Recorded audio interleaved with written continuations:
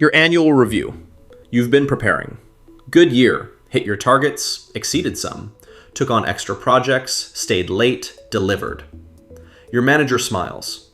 Great work this year. Really impressed with your performance. Here it comes, the raise. We're happy to offer you a 3% increase. You do the math. You make $60,000. 3% is $1,800. That's $150 a month. Before taxes. After taxes, maybe $110. Your rent went up $200 this month. Groceries cost 8% more than last year. Gas is up. Insurance is up. Everything is up. Your raise doesn't cover the increase in your rent alone. You're supposed to be grateful. Your manager is waiting for the thank you. HR scheduled this meeting like it's a celebration. You just got a pay cut. But everyone's acting like you got a gift. It's 1985. Same scenario. Annual review. Good performance. Your manager offers you a 6% raise. That was normal. Average raises were from 5 to 7% through the 1980s. Some years, 8%. Strong performers got 10 to 12%. Promotions came with 15 to 20%. Your salary actually grew, meaningfully. Year over year, you were better off. You could plan around raises, save for a house, start a family. Know that next year you'd have more than this year. The raise was a raise, not a euphemism. So how did we get here? That's what this channel breaks down. Hit subscribe. How did the annual raise go from meaningful income growth to an insult wrapped in corporate gratitude? The numbers tell the story. Raises collapsed. Average annual raise in 1980, 7.4%. Average annual raise in 1990, 5.1%. Average annual raise in 2000, 4.3%. Average annual raise in 2010, 2.9%. Average annual raise in 2024, 3.0%. Steady decline for 40 years. What used to be 7% became 3%. What used to double your salary in 10 years now takes 25. Meanwhile, executive compensation increased 1,460% since 1978. The money exists. It just doesn't go to you anymore. Inflation ate whatever was left. The math got brutal. A 3% raise sounds like a raise. It isn't.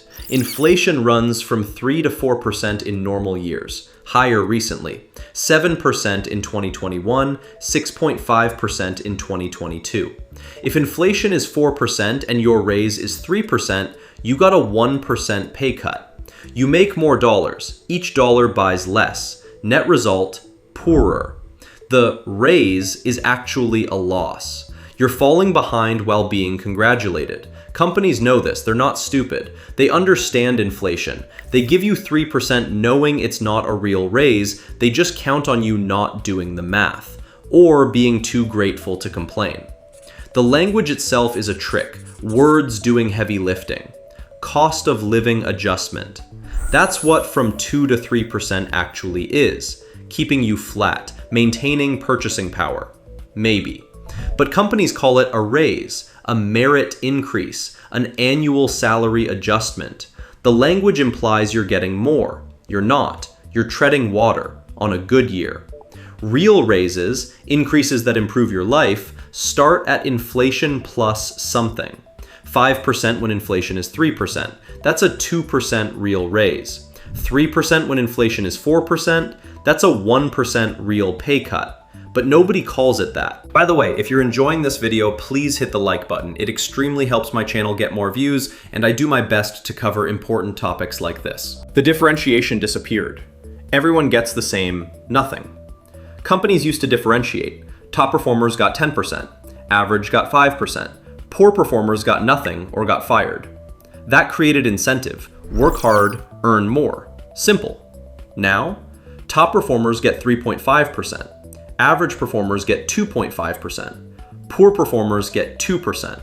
The spread is 1 percentage point, maybe $600 difference on a $60,000 salary. $50 a month. You killed yourself all year, stayed late, took on extra work, beat every metric. Your reward over the person who did the minimum? $50 a month. Why try? Seriously, why bother performing if performance isn't rewarded? The budget pool excuse became universal, the magic scapegoat. We only have a 3% budget pool this year. Your manager says it apologetically, like it fell from the sky, like nobody decided this. Someone decided. The executive team allocated 3% for raises. They chose that number. They could have chosen 5%. They chose 3% and bonused themselves the difference. The budget pool framing removes human decision-making, makes it seem inevitable, whether, not choice.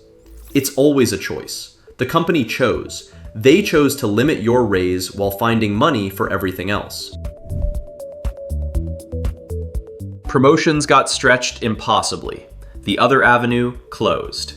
Used to be work 3 to 4 years, get promoted, get a meaningful bump. Now, work 5 to 7 years. Maybe. If a position opens, if budget allows, if your manager advocates hard enough. Promotions that came with 15 to 20% increases now come with 8 to 10%, sometimes 5%. A title change with barely more money. The path that used to create salary growth, doing good work, getting promoted, earning more, got longer and paid less. Both doors closed. Raises shrank, promotions slowed. Your only option became obvious. Job hopping became the only way. The system trained us. Stay at a company, 3% annual raise. Fall behind inflation. Leave for a new company, 15 to 30% increase. Leap ahead. The math is undeniable. Loyalty is penalized. Leaving is rewarded. Companies complain about turnover while creating the conditions that cause it. They won't pay existing employees, but will pay new hires 20% more for the same role. Your colleague who left last year for a competitor makes $20,000 more now, doing the same job, because they left. You stayed, got 3% raises. You're $5,400 ahead. They're $20,000 ahead. Loyalty cost you $15,000. The perverse incentive is baked in. Everyone learns, everyone leaves. Companies pay more for new talent while losing institutional knowledge. It's more expensive than just giving real raises, but that would require admitting raises should be higher. They'd rather pay the turnover cost. The performance review theater makes it worse. Elaborate ritual, same outcome. Self-evaluations, manager evaluations, peer feedback, calibration meetings, rating systems, bell curves. All this machinery, all this paperwork, all this time to determine who gets 2.5% versus 3% versus 3.5%. The spread is so small that the entire elaborate process is almost meaningless. You could randomly assign raises within the band and get similar outcomes. But the theater serves a purpose. It makes the tiny raise feel earned, feel considered, feel personal. After careful evaluation of your performance across multiple dimensions, 3%. The process validates the insult. You can't complain that it was arbitrary. It was so thoroughly considered. The corporate communication is perfectly calibrated. Messaging science. We're proud to announce above-market salary adjustments this year. Above market where? Compared to what? They don't say. We're investing in our employees. 3% is investing, like the bare minimum is generosity. Total compensation increased significantly. They added a wellness app that cost them nothing, counted it as compensation. The math looks better. We value our employees as our greatest asset. Assets that depreciate 1% per year, apparently. The language is polished by HR professionals and lawyers, designed to make bad news sound like good news. It works. Benefits got traded for raises. The other shell game. We improved your healthcare options. Your premium went up $100 a month. Your deductible doubled. But it's improved. We're offering new professional development. Online courses nobody takes. Cost the company pennies. Counts as compensation. We expanded parental leave. From awful to slightly less awful. Cost the company nothing most years. They subtract from raises and add benefits that cost less. The total compensation story looks better. Your actual paycheck doesn't. Shareholders got the raises. Follow the money. Corporate profits are at record highs. Profit margins expanded for decades. Stock buybacks are at all-time highs. Returning cash to shareholders. Executive compensation explodes. The C-suite gets their raises. The money exists. The budget pool has exactly as much as they choose to put in it. They chose 3% for you. They chose from 10 to 20% for executives. They chose billions for buybacks.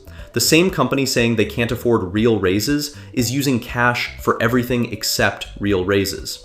Your labor created the profits. Your raise is 3%. The shareholders thank you. So how did we get here? Average raises fell from 7% in 1980 to 3% by 2010 and stayed there. Inflation often exceeds raise percentages, making raises actual pay cuts.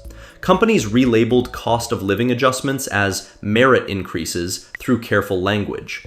Performance differentiation collapsed until top performers get barely more than average. Budget pools became blame shields hiding deliberate executive decisions. Promotion timelines stretched while promotion raises shrank. Job hopping became the only path to real from 15 to 30% versus 3%. Elaborate performance review theater legitimizes insignificant differences. Corporate communication science makes bad news sound like generosity. Benefits substituted for raises at lower costs to companies. And record profits, buybacks, and executive pay proved the money exists. It's just not for you. We went from raises that improved your life to raises that don't cover your rent increase. You work all year, perform well, exceed expectations. Your reward is falling slightly behind inflation instead of significantly behind. They call it a raise. They schedule a meeting to celebrate it. They expect gratitude. Maybe the real question isn't how we got here. It's how long we'll keep calling a pay cut a raise and thanking them for it. If you've ever done the math on your raise and realized you're actually worse off than last year, hit that subscribe and like button. We're exposing every corporate ritual that disguises bad news as good. And the annual raise might be the clearest example of words meaning the opposite of what they say.